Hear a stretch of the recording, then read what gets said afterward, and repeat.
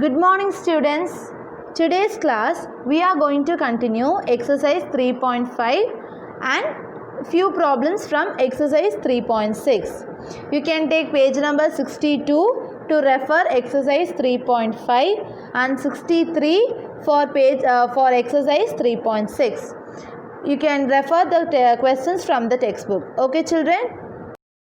Today's class we are going to discuss our exercise 3.5 from 8th problem. Okay, you can take page number 62 children and you can refer the questions from your textbook.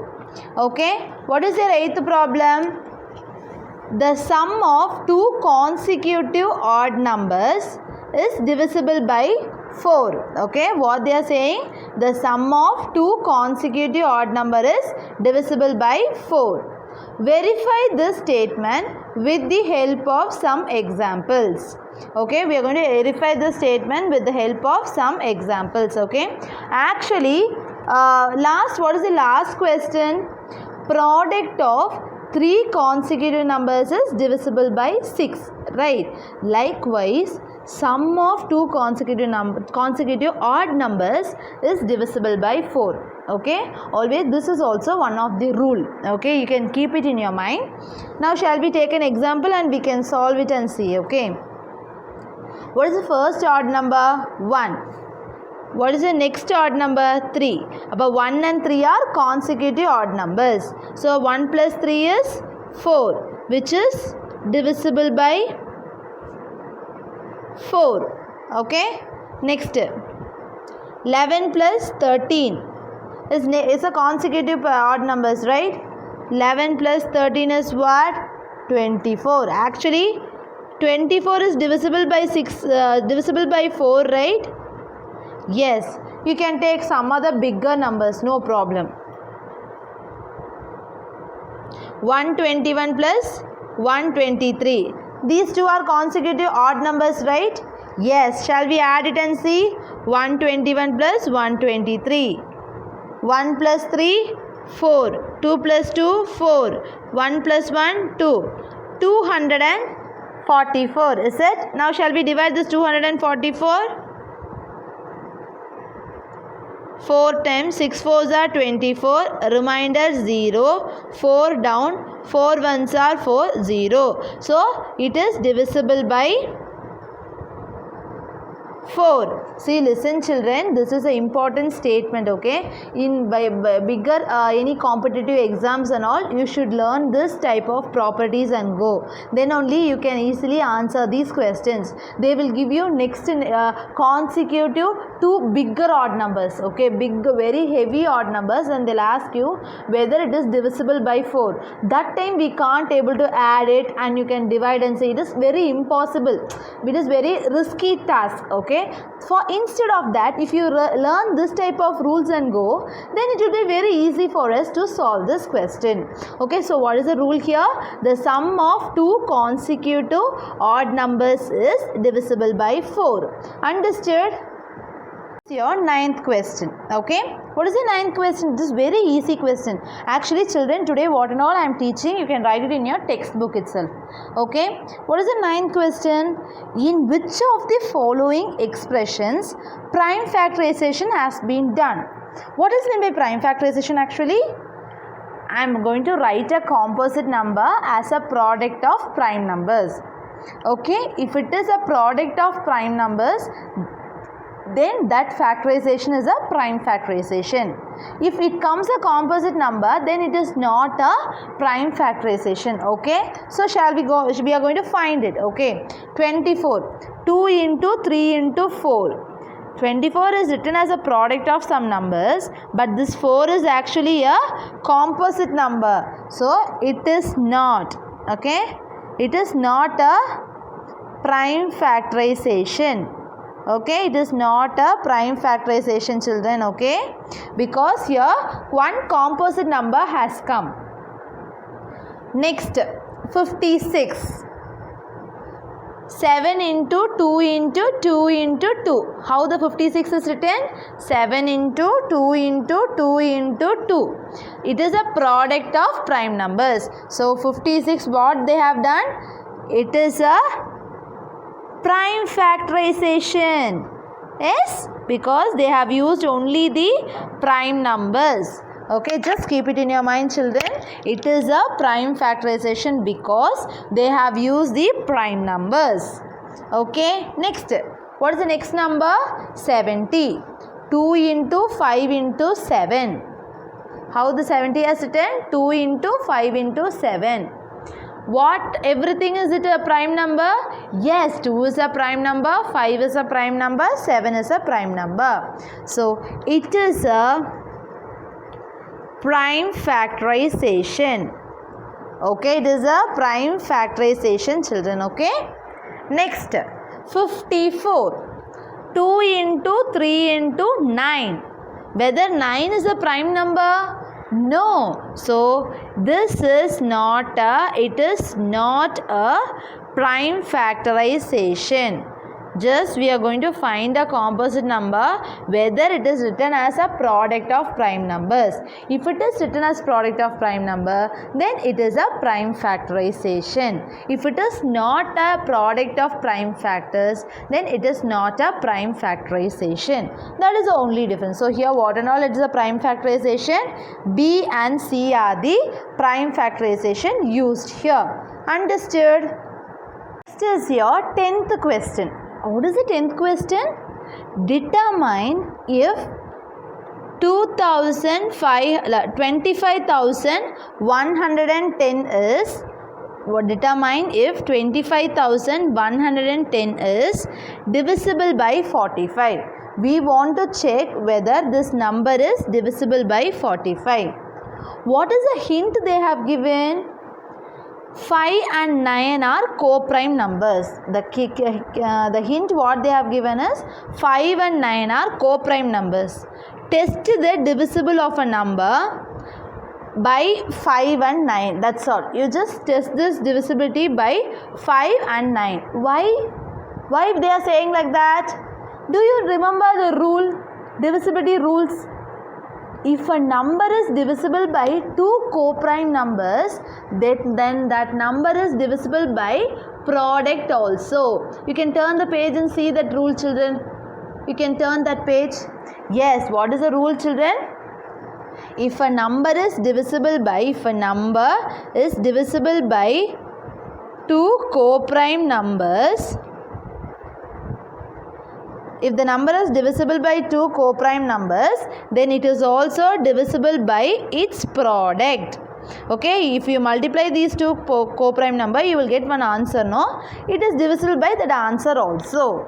Okay, so what they are saying now, 5 and 9 are co-prime numbers. What they are saying? 5 and 9 are co-prime numbers. So, 5 9s are 45. So, if it is a co-prime numbers, if you check that this number is divisible by 5 and 9, then we can say this number is divisible by 45.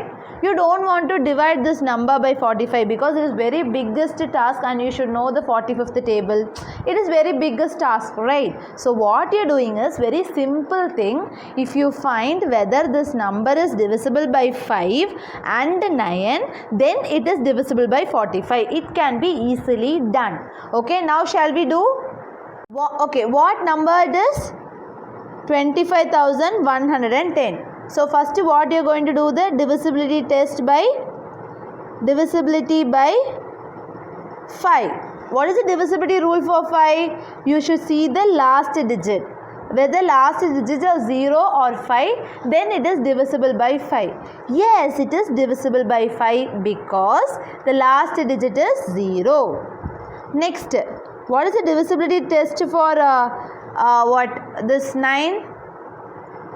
You should add all the numbers, all the digits, and if the answer is a multiple of 9, then this number is divisible by 9.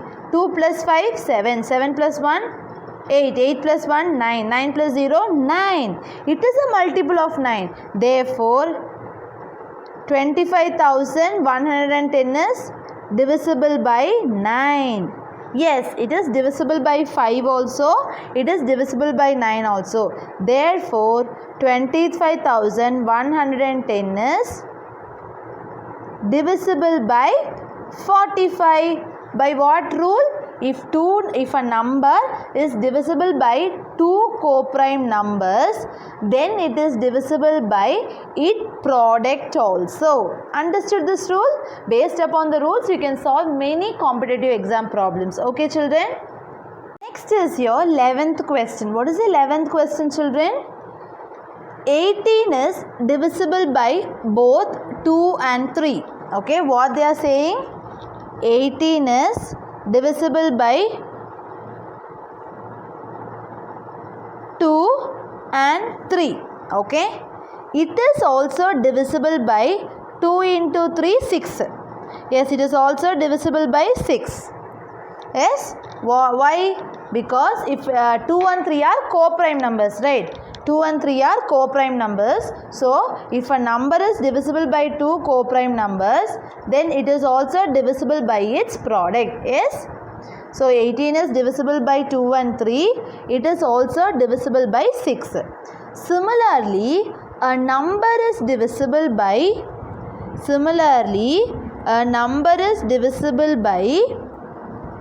4 and 6. Can we say that the number is also divisible by 4, 6 or 24? Whether it is divisible by 24? Whether it is divisible by 24, they are asking. If not, give an example to justify your answer. Whether it is possible? Whether 4 and 6 are co-prime numbers? Shall we check it? Yes. What are the factors of 4? 1, 2, 4. What are the factors of 6? 1, 2, 3, 6.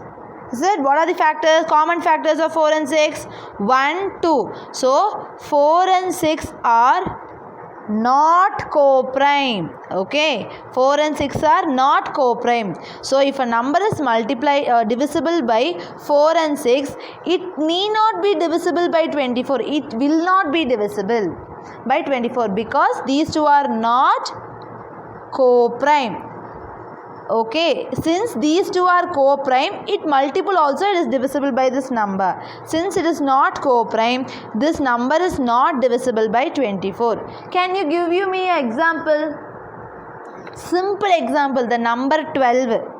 It is divisible by 4. It is divisible by 6.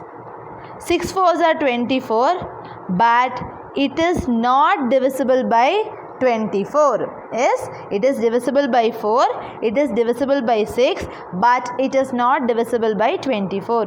Why? 6 and 4 are not co-prime numbers. So, this number is not divisible by its product. Okay, it is very, very, very important and it is somewhat different. Okay, like this only many twisted problems can be asked. So, you can able to read that properties. If you learn that properties and rules, you can easily solve this type of problems. Okay, children? This is your 12th question. What is the 12th question? I am the smallest number. I am a smallest number having 4 different prime factors. If I do the prime factorization of the smallest number, I will get 4 prime factors and those 4 prime factors are different. Can you find me?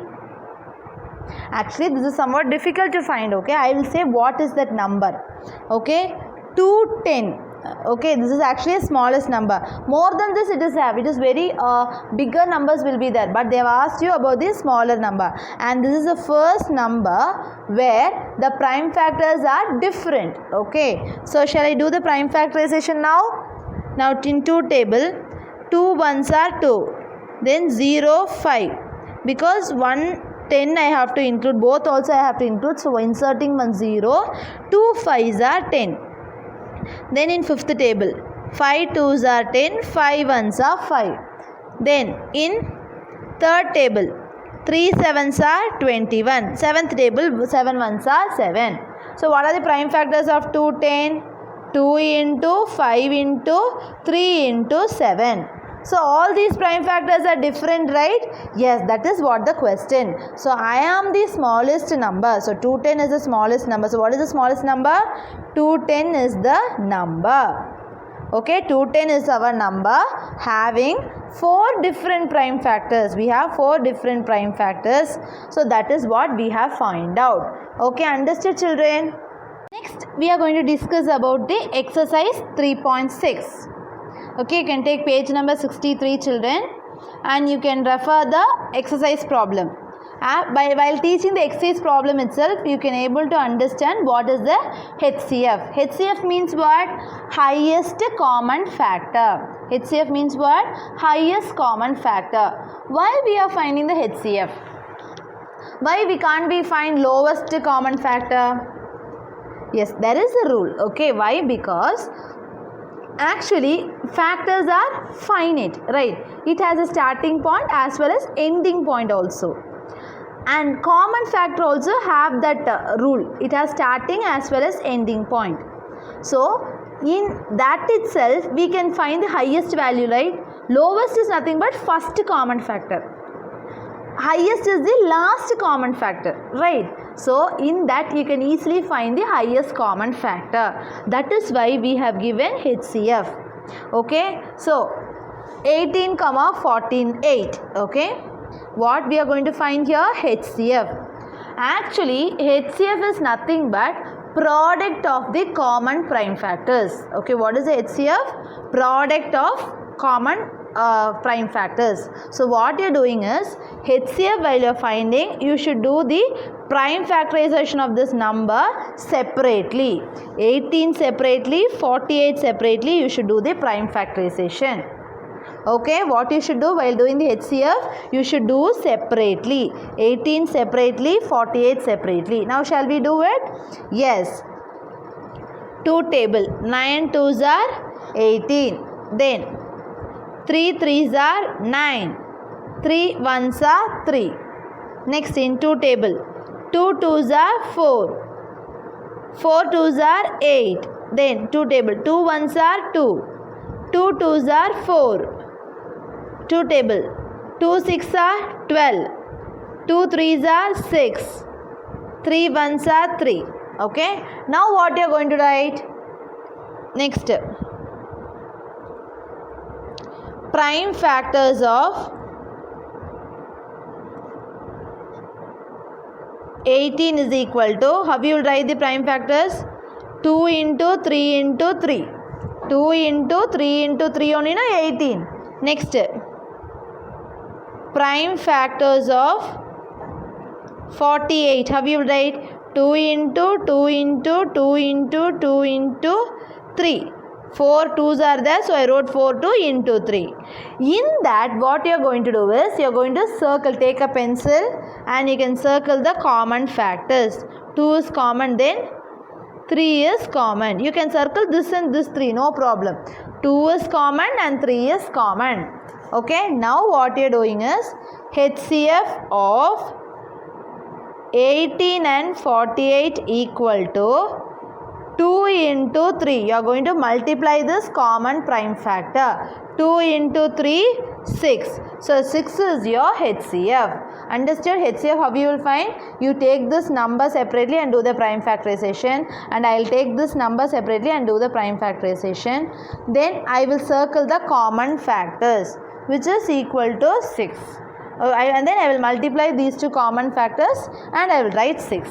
If no common factors are there to both the numbers, then what you will write? HCF is 1. Okay, if there is no common factors, here common factor is 2 and 3, so I have multiplied both the numbers and wrote. If there is no common factor for two numbers, then the HCF is 1. Understood? This is your B question. What is the B question? 30, 42.